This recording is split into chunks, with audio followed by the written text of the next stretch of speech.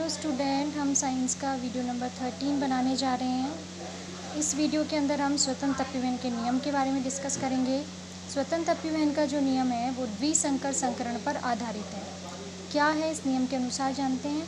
ये किस नियम पर आधारित है, ये किस प्रयोग पर आधारित है। द्विसंकर संकरण पर आधारित है। लास्ट वीडियो के अंदर हमने दो प्रयोग पर नियम पढ़े थे जो कि एकल संकर संकरण पर आधारित है, जबकि स्वतंत्र अपव्ययन का जो नियम है वो द्विसंकर संकरण पर आधारित है। जब दो या दो से अधिक विपर्यासी लक्षणों को लेकर संकरण कराते हैं तो दोनों लक्षण एक दूसरे पर प्रभाव नहीं डालते हैं, एक दूसरे की वंशागति पर कोई प्रभाव नहीं पड़ता है, बल्कि दोनों लक्षण जो होते हैं वो स्वतंत्र रूप से अपनी अभिव्यक्ति जो है वो प्रदर्शित करते हैं। इसे ही स्वतंत्र अपव्ययन का नियम भी कहते हैं। जब दो या दो से अधिक जो विपर्यासी लक्षणों युक्त पादपों में संकरण कराते हैं तो एक लक्षण दूसरे लक्षण की वंशागति पर कोई प्रभाव नहीं डालता, बल्कि विभिन्न लक्षणों के जो युग्म विकल्पी हैं वो एक दूसरे के प्रति स्वतंत्र रूप से व्यवहार करते हैं। इसे ही हम क्या कहते हैं, स्वतंत्र अपव्ययन का नियम। जैसे यदि मटर के समयुग्मनजीव पीले और गोलाकार बीज वाले पौधों का हरे और झुर्रीदार बीज वाले पौधों में संकरण कराया जाता है तो F1 पीढ़ी के अंदर सभी पौधे जो होते हैं वो पीले और गोलाकार बीज वाले होते हैं। जैसे पीले और गोलाकार और हरे और झुर्रीदार, जब इनमें संकरण कराया तो F1 पीढ़ी प्राप्त करी। दो तरह के युग्मक बनेंगे, capital Y capital R, capital R Y capital R, small y small r, small y small r, क्योंकि युग्मक बनते समय अर्धसूत्री विभाजन होता है और आधे गुणसूत्र ही युग्मक के अंदर जाते हैं। अब इनका संकरण हुआ तो ये देखिए, ये इससे संकरित होगा तो क्या बन गया, कैपिटल R, ये वाला स्मॉल r, ये वाला कैपिटल Y, ये वाला स्मॉल y। ठीक है, देखो कैपिटल Y, ये वाला स्मॉल y, ये कैपिटल R और ये स्मॉल r। तो capital Y small y capital R small r कौन सी पीढ़ी है, F1 पीढ़ी है। तो F1 पीढ़ी के अंदर सभी पौधे कैसे प्राप्त हुए, गोल व पीले। अब इससे युग्मक प्राप्त होंगे तो चार प्रकार के युग्मक बनेंगे।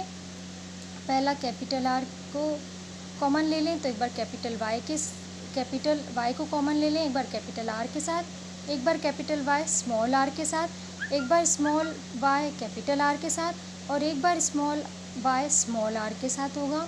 तो इस प्रकार चार प्रकार के युग्मक बनेंगे। अब इनमें संकरण होगा, चेकर बोर्ड की सहायता से करेंगे। नर और मादा, इधर चारों युग्मक ऐसे लिख लिए, इधर चारों ऐसे लिख लिए।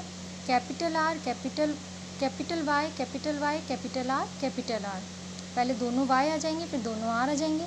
अब इसमें और इसमें capital Y capital R small r, फिर ये और ये capital Y small y capital R, फिर ये और ये capital Y small y capital R small r, फिर ये capital Y capital R small r, फिर ये कैपिटल Y स्मॉल r, फिर capital Y small y capital R small r, capital Y small y small r। ठीक है, फिर capital Y small y capital R, capital Y small y, ये वाला small है, small y, ये वाला capital R है, फिर ये वाला स्मॉल r है। नेक्स्ट ये वाला स्मॉल y है, ये भी स्मॉल y है, दोनों कैपिटल R हैं। फिर ये इधर कैपिटल, दोनों स्मॉल y हैं और ये वाला कैपिटल R है, ये वाला स्मॉल r है। फिर ये capital Y small y capital R small r, ये capital Y small r small r, ये small y capital R small r, दोनों small y small r small r। इस प्रकार चेकर बोर्ड की सहायता से F2 पीढ़ी प्राप्त कर ली। कौन सी पीढ़ी है ये, F2 पीढ़ी। यहाँ प्राप्त हुई थी F1 पीढ़ी, ये है F2 पीढ़ी।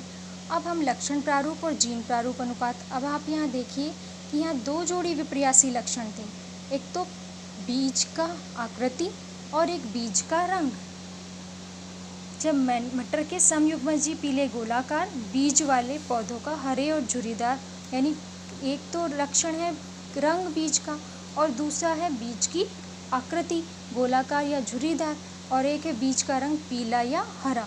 जब इनके दो जोड़ी विपर्यासी लक्षणों के मध्य संकरण कराया तो ये ज़रूरी नहीं है कि पीला वाला जो है वो झुर्रीदार के साथ ना आए या झुर्रीदार वाला जो है वो हरे के साथ पीले के साथ ना आए, पीला वाला झुर्रीदार के साथ भी आ सकता है और हरा वाला गोल के साथ भी आ सकते हैं। तो इस प्रकार ये दोनों जोड़ी लक्षण एक दूसरे से जुड़े हुए नहीं होते हैं, स्वतंत्र रूप से अपनी अभिव्यक्ति करते हैं। इसे ही स्वतंत्र अभिव्यंजन का नियम